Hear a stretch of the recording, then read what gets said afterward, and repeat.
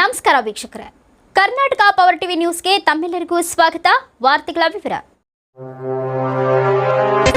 ಇತ್ತೀಚಿನ ದಿನಗಳಲ್ಲಿ ಹಲವಾರು ಯುವಕರು ವಿದ್ಯಾರ್ಥಿಗಳು ಮಾದಕ ವಸ್ತುಗಳಿಗೆ ಮೊರೆ ಹೋಗುತ್ತಿದ್ದಾರೆ. ಮೊದಲು ಅದನ್ನು ಹವ್ಯಾಸವಾಗಿ ತೆಗೆದುಕೊಳ್ಳುತ್ತಾರೆ, ನಂತರ ಹವ್ಯಾಸ ಮುಂದುವರೆದು ಆ ಒಂದು ವ್ಯಸನಕ್ಕೆ ಸಂಪೂರ್ಣವಾಗಿ ಒಳಗಾಗುತ್ತಾರೆ. ಸಿಗರೇಟು, ಮದ್ಯಪಾನ ಜೊತೆಗೆ ಕೆಲವು ಶಾಲಾ ಕಾಲೇಜುಗಳಲ್ಲಿ ಇಂಜೆಕ್ಷನ್ ಮೂಲಕ ದೇಹಕ್ಕೆ ಡ್ರಗ್ಸ್ ಅನ್ನ ತೆಗೆದುಕೊಳ್ಳುವಂತಹ ಘಟನೆಗಳು ನಾವು ಸುದ್ದಿ ಮಾಧ್ಯಮದಲ್ಲಿ ನೋಡುತ್ತೇವೆ. ಹೆಂಡ, ಸಾರಾಯಿ, ಪಾನ್ ಪರಾಗ್, ಗುಟ್ಕಾ, ಪಾನ್ ಮಸಾಲ ಇಂತಹ ಸೇವನೆಗಳಿಂದ ದೇಹಕ್ಕೆ ಹಾನಿಯಾಗುತ್ತದೆ. ತಾವ್ಯಾರು ಇಂತಹ ಕೆಟ್ಟ ಹವ್ಯಾಸವನ್ನ ರೂಢಿಸಿಕೊಳ್ಳಬಾರದು. ಮುಂದೆ ಈ ಚಟಗಳು ಕುಟುಂಬದಲ್ಲಿ ಅಶಾಂತಿಯನ್ನ ಉಂಟು ಮಾಡುವ ಕೆಲಸವನ್ನ ಮಾಡುತ್ತವೆ. ಹೆಂಡ, ಸಾರಾಯಿ ಸಹವಾಸ ಹೆಂಡತಿ ಮಕ್ಕಳ ಉಪವಾಸ ಎನ್ನುವಂತೆ ವಿದ್ಯಾರ್ಥಿಗಳು ದುಶ್ಚಟಗಳಿಂದ ದೂರವಿದ್ದು ನಶಾಮುಕ್ತ ಭಾರತ ಅಭಿಯಾನಕ್ಕೆ ಬೆಂಬಲವನ್ನ ನೀಡಬೇಕು.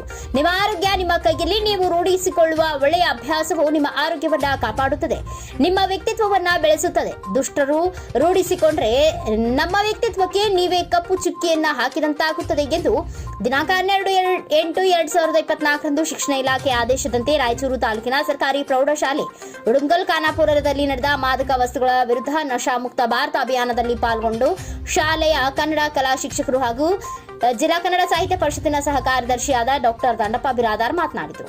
ನಂತರ ಇಲಾಖೆ ಆದೇಶದಂತೆ ಕಾರ್ಯಕ್ರಮದಲ್ಲಿ ಪಾಲ್ಗೊಂಡವರಿಗೆ ಪ್ರತಿಜ್ಞಾ ವಿಧಿಯನ್ನ ಬೋಧಿಸಲಾಯಿತು. ಶಾಲಾ ಮುಖ್ಯ ಗುರುಗಳಾದ ವೀರೇಶ್ ಅಂಗಡಿ ಅವರು ಸ್ವಾಗತಿಸಿದರು. ಪ್ರಾಸ್ತಾವಿಕವಾಗಿ ಮಾತನಾಡಿದ ಪರಶುರಾಮ್ ರವರು ದೈಹಿಕ ಶಿಕ್ಷಣ ಶಿಕ್ಷಕರಾದ ಕಾರ್ಯಕ್ರಮವನ್ನು ಅಚ್ಚುಕಟ್ಟಾಗಿ ಆಯೋಜನೆ ಮಾಡಿದರು.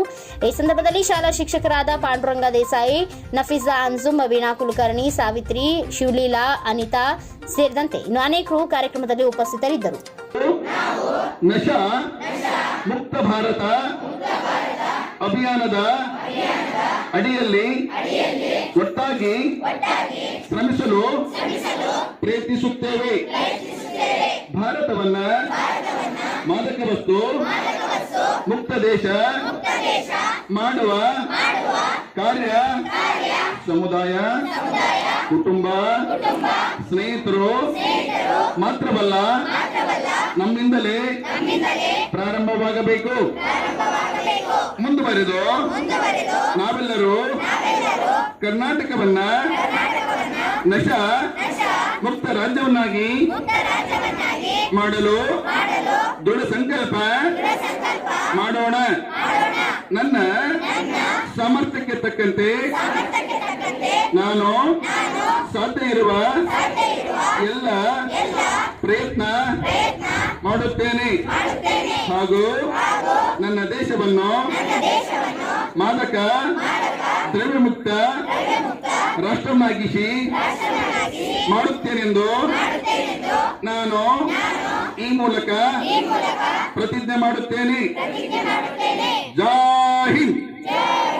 ಹೆಂಡತಿಯ ಮೇಲೆ ಹಲ್ಲೆ ಮಾಡಿ ಜೊತೆಗೆ ಆ ಕುಟುಂಬದ ಮೇಲೆ ಕೆಟ್ಟ ಪರಿಣಾಮವನ್ನು ಬಿಡ್ತಾರೆ.